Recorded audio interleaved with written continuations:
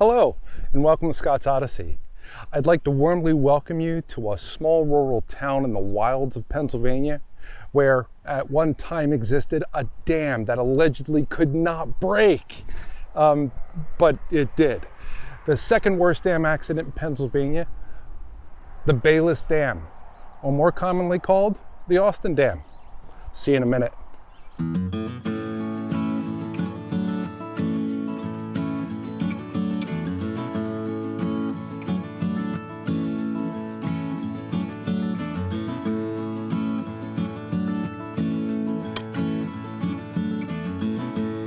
Welcome back.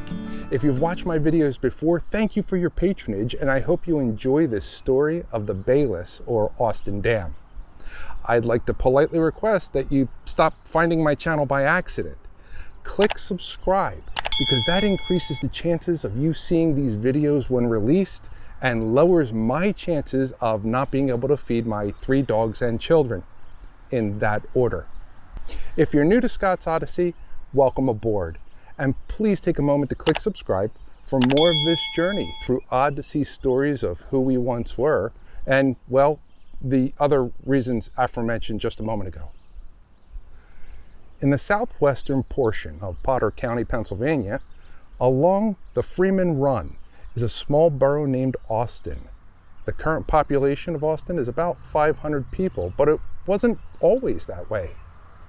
Back in the later part of the 1800s, this town was a booming lumber town.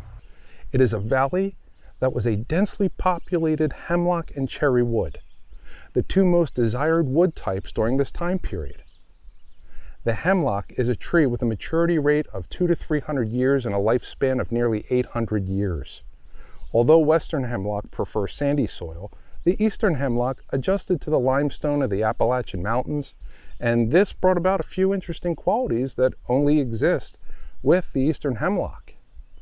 It's a lightweight, semi-hard wood that actually becomes the equivalent of a hardwood over time as it fully dries. The needles, when used in a tea, is known as a good treatment for rheumatism, coughs, scurvy, and as a poultice to treat bleeding wounds. More important than the wood structure and the ailment curative properties, hemlock was highly desired and used extensively for tanning leather. And that brings us back to Austin, Pennsylvania. Austin was founded as a lumber town, but in a short time when the old growth was felled, found itself becoming a premier tan bark industry for the tanning of animal skins as a crucial part of colonial life. Tan bark is the bark taken from specific trees with high concentrations of tannin or tannic acid, specifically used to bond the collagen proteins found in leather, thus making the leather firmer, less water soluble, and much more resistant to decomposition. During this time, all farms and homesteads prepared their own leather from their slaughtered animals. But with the increase in Pennsylvania's populations and in the cities along the eastern seaboard, a business boom required the industrialization of the tanning process. The initial downside to the tan bark industrialization was the leftover lumber of the young growth hemlock. This attracted the paper mills. Now with a population over 2,500 permanent residents and even more in seasonal workers, Austin was a small city that had a permanent placement on the Pennsylvania map.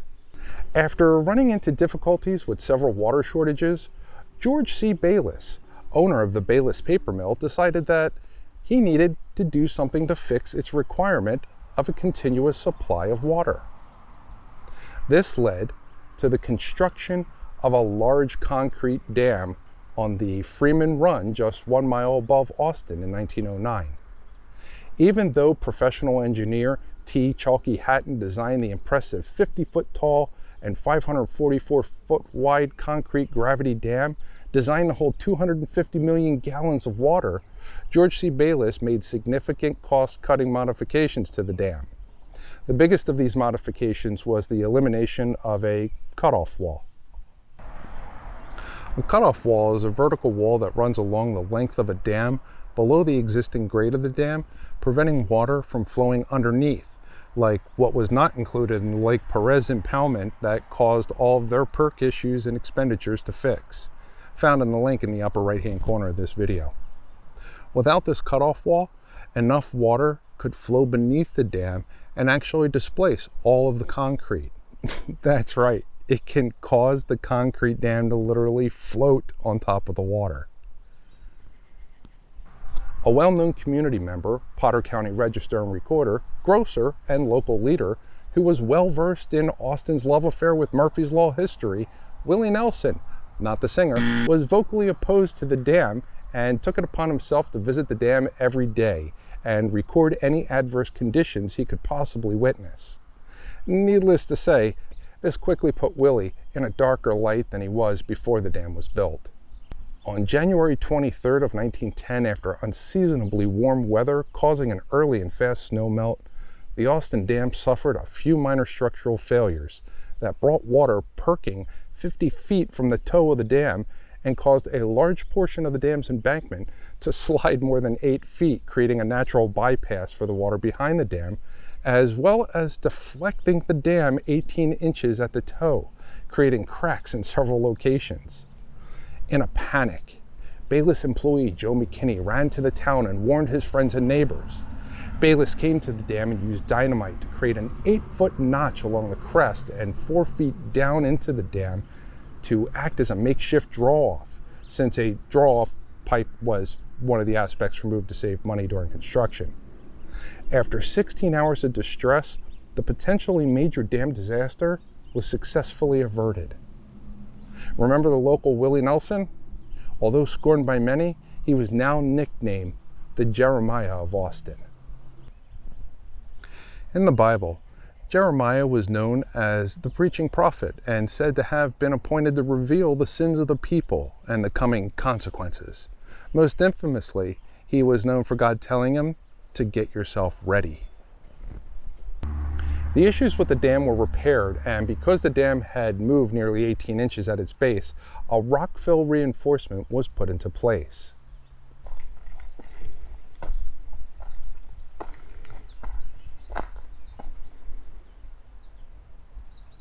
Let me know in the comments below if you know of stories and locations such as the Austin Dam. My research is limited only by the information that people don't share openly. Help me break that barrier, and let's share the history and culture of who we once were. During an unusually wet September in 1911, the Bayless Company saw an opportunity to extend its operations by allowing the rain to fill the dam to its maximum capacity.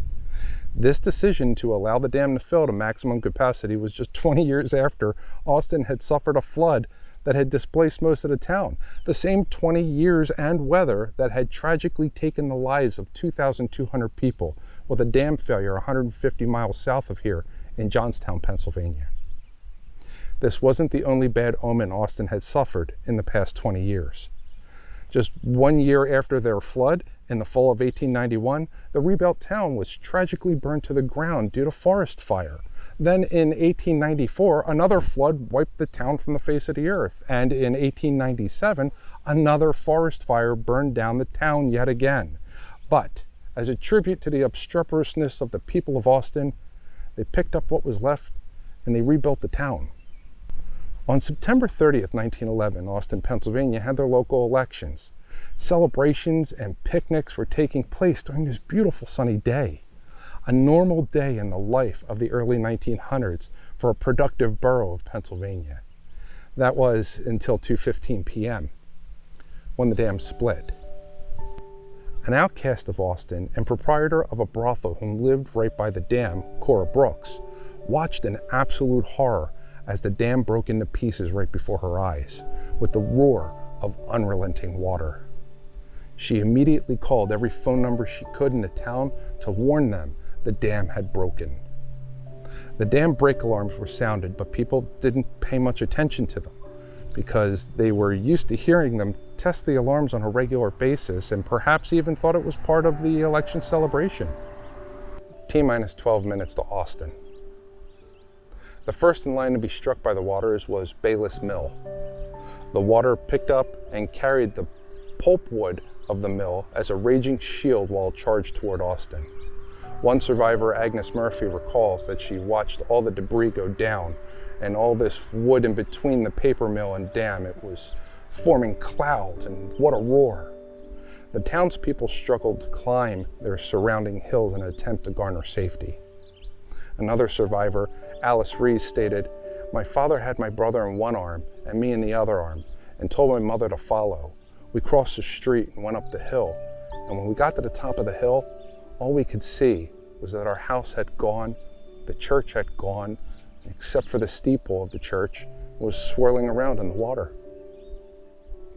Agnes Murphy also remembers Dr. Mansley came out of the hospital. He had his horse tied to the hitching post, and he was pulling the hair out of his head because he knew he had already lost his wife and baby. She also stated years later, it bothered me seeing all those horses floating down, and they didn't know what in the world to do with all these horses, how to dispose of them. They had to keep making bonfires so to burn the flesh, and oh, what an odor it was.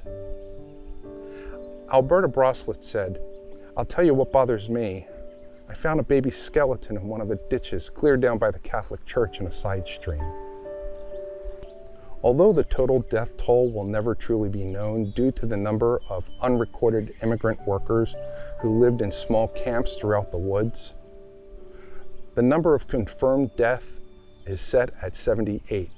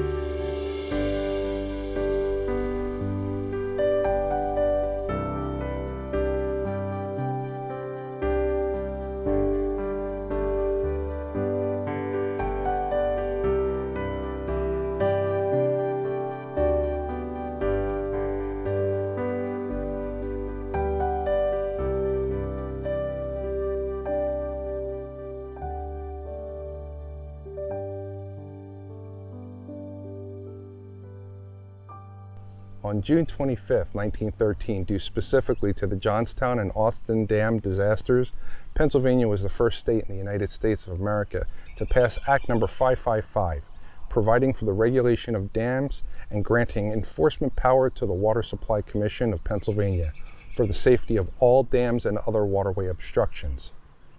At this time, Pennsylvania regulates over 3,200 dams and reservoirs.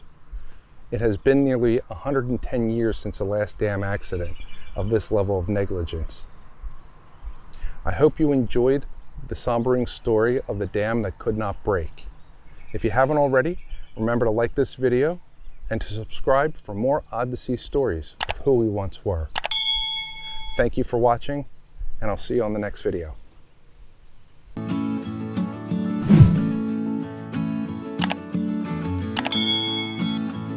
Oh.